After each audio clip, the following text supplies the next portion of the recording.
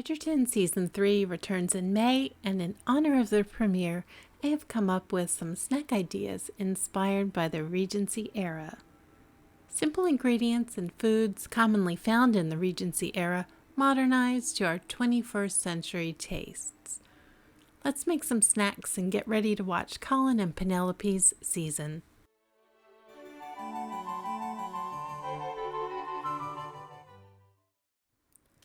First up on the menu is the potato. During the Regency era in England, the potato experienced a surge in popularity and became an increasingly important staple in the diet of both the upper and lower classes. Prior to this period, potatoes were often regarded with suspicion or disdain by many Europeans who were unfamiliar with this New World crop. This versatile vegetable needs to be elevated from the lowly but delicious French fry to something worthy of a Bridgerton table. Now I give you potato pops. For this type of appetizer, I like to use large russet potatoes. They can be steamed or baked whole with the skin on, then cooled completely, and I find overnight is best. Then before serving time, slice them into 1/2 inch thick rounds.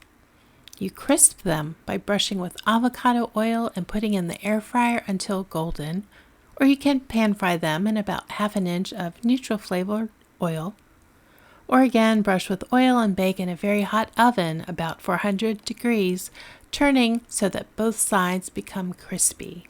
Then thread them onto skewers for serving. Now, if you don't want to bother with using large whole potatoes, you can roast the little mini potatoes. Maybe try all of the multicolored new potatoes that look so festive. And once they're roasted in oil, you can serve them with skewers or toothpicks for individual bites. Serve potato pops with one or more of these delicious dip ideas. You can try a fresh herbaceous homemade ranch dip, a garlicky aioli, a sour cream-based loaded baked potato style dip adding in chives, bacon bits, and cheddar shreds, or knowing that Stilton Teas was extremely popular during the Regency era, you can make a thick, chunky, delicious blue cheese dip.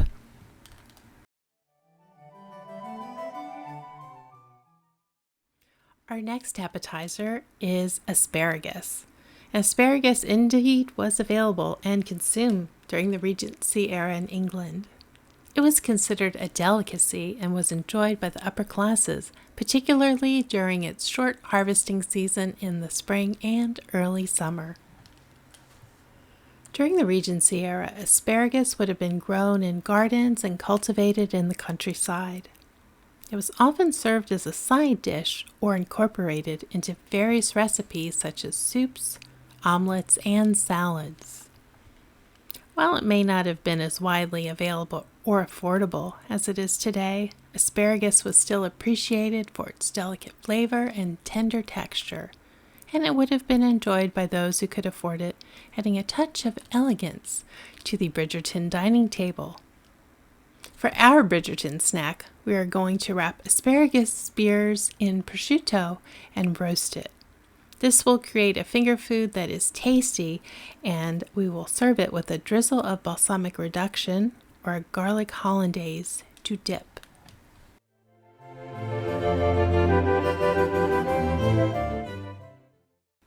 While cheese and crackers are undoubtedly delicious and a classic snack, we need to do a little bit better than that for our Bridgerton premiere. I give you Parmesan puff pastry cheese sticks. This is a twist on a cheese and bread course. The modern version of puff pastry, as we know it today, was refined and popularized in 17th century France during the reign of King Louis XIV. French pastry chefs are credited with perfecting the technique of creating thin layers of dough separated by butter, resulting in the characteristic puffiness and flakiness when baked. Now, with your hot oven going, you could put pans of all three of these items in the oven at one time. In this trio of recipes, the oven temperature for the puff pastry will take priority because the heat is so important to puffing the pastry. Your potato slices and asparagus will do just fine in a higher heat. Just keep an eye on them so they don't overcrisp and dry out. Now, to make the puff pastry cheese sticks, you simply thaw frozen puff pastry sheets. Cut it into thin strips, brush with egg, then sprinkle over the grated cheese and herbs. Twist them gently and bake. That's all there is to it. Next, we need a sweet treat to round out our party appetizers.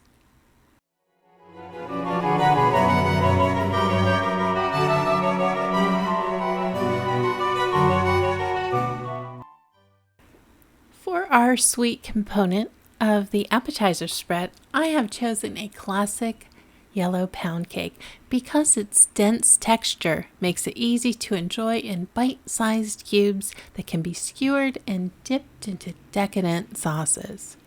And because this is a spring premiere, and maybe you want to amp up the British element, try tangy, refreshing lemon curd, or go with the classic combination I'm showing of chocolate sauce, raspberry puree, and a bowl of whipped cream. Now you're all set with a beautiful spread of Bridgerton-worthy snacks. Tell me in the comments if you have a favorite Bridgerton character or storyline so far in the 2 seasons we've seen, or maybe a little hint of what's coming up in the 3rd season. But no spoilers! I'll see you in the next video. Thanks for watching.